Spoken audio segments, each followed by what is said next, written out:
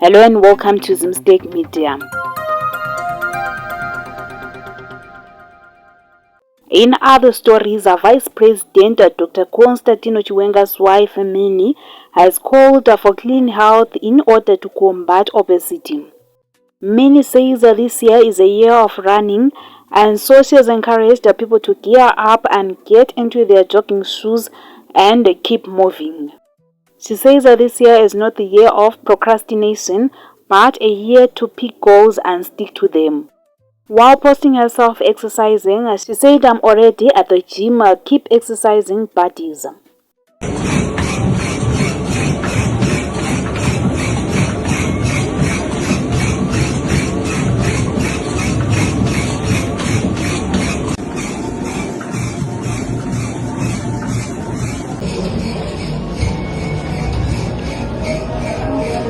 For more stories, please do like and subscribe.